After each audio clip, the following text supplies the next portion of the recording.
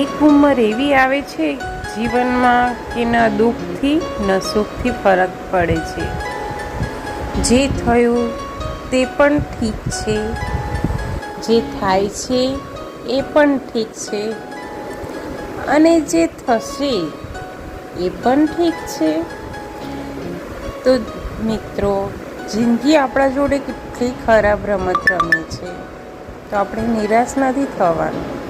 બસ ભગવાન પર ભરોસો રાખવાનો છે, જે હંમેશા આપણી જોડે રહેશે જ.